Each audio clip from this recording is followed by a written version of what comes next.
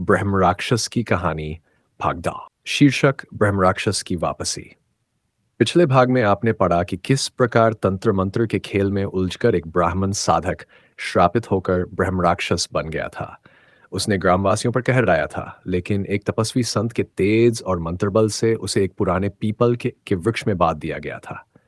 वर्षों बीत गए, परंतु अब वह वृक्ष काटा जा चुका था। प्रारंभ। शांत गांव की अशांत। ग्राम मृगतपुर अब शांत और समृद्ध हो चुका था। नई पीढ़ियां उस प्राचीन ब्रह्म राक्षस की कथा को सिर्फ दादी नानी की कहानी समझकर हंसी में टाल देती थीं, लेकिन सच्चाई तो वही जानता था जो उसके समय में जी चुका था। गांव के बाहर वह पुराना पीपल का पेड़ अब नहीं रहा।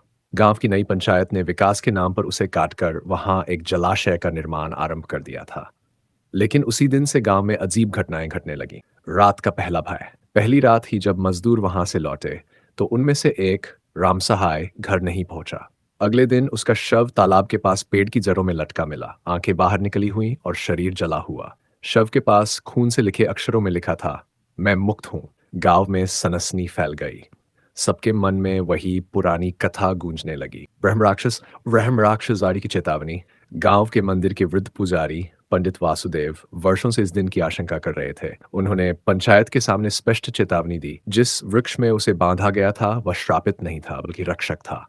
तुमने उसे काटकर गांव पर आपदा बुला ली है। किंतु पंचायत प्रमुख शिवदत्त ने इसे अंधविश्वास कहकर टाल दिया। भय का विस्तार। अब हर रात कोई न कोई गायब होने लगा।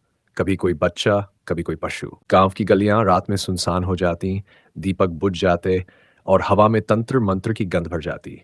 कई लोगों ने रात को नीली आग में जलते किसी भयावह आकृति को पीपल की जड़ के पास घूमते देखा। उसका चेहरा आधा इंसानी और आधा राक्षसी था। आंखें अंगारों सी दहकती थीं और उसके गले में नरमुंडों की माला थी। युवक अर्जुन की खोज। गांव के युवा विद्वान अर्जुन, जिसने शहर से वेद और तंत्र का गहन अध्ययन किया था, इस रहस्य को सुलझाने गांव लौटा। उसने ब्रह्मराक्षस की कथा को गंभीरता से लिया और पंडित वासुदेव से प्राचीन मंत्रों और बंदी विद्या की जानकारी मांगी। पंडित वासुदेव ने कहा, उसे फिर से बना आसान नहीं। अब वो और शक्तिशाली है, क्योंकि उसका श्राप टुकड़ों में नहीं रहा।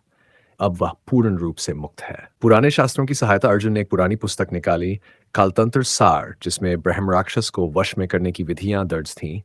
उसमें लिखा था, यदि ब्रह्मराक्षस को एक बार मुक्त कर दिया जाए तो वह तब तक नहीं रुकता जब तक अपना अपमान और बदला न ले।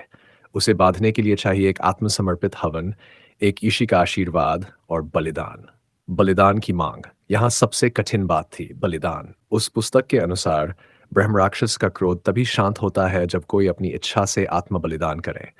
अर्जुन इस बात से हिल गया। पंडित वासुदेव बोले, यदि तुम में वह साहस है तो यह समय है जब गांव को कोई रक्षक चाहिए।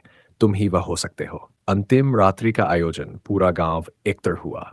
अर्जुन ने गांव के मध्य यज्ञ की वेदी बनाई, पवित्र अग्नि जलाई और मंत्रों का उच्चारण प्रारंभ किया। हर दिशा में नीले तूफान की आहट सुनाई देने लगी। पेड़ की कटे हुए जड़ों से भयानक चीख निकलने लगी और तभी धुएं में से प्रकट हुआ ब्रह्मराक्षस। उसकी गर्जना से धरती कांपने लगी। मुझे मत बांधो, मैं वर्षों से बंद था, अब मैं न्याय करूंगा।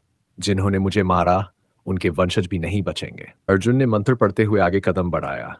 उसकी आंखों में भय नहीं, समर्पण था। उसने कहा, यदि मेरे प्राण लेकर तू शांत हो सकता है तो ले ले, लेकिन मेरे गांव को बख्श दे। ब्रह्मराक्षस ठिठक गया। पहली बार उसकी आंखों में शांति की झलक दिखाई दी। उसने कहा, मैंने वर्षों में पहली बार एक ब्राह्मण को देखा है जो स्वार्थ नहीं परोपकार की बात कर रहा है। उसकी क्रोधाग्नि मंद पड़ गई, पर तभी अचानक आकाश में बिजली चमकी और एक अदृश्य शक्ति ने उसे फिर से उसी स्थान पर बांध दिया जहां उसका वध हुआ था। ब्रह्मराक्षस की पुकार। वह चीखा, अभी मैं नहीं गया हूं। अगली पीढ़ी को मेरी कथा मत भूलने देना, वरना मैं फिर लौटूंगा।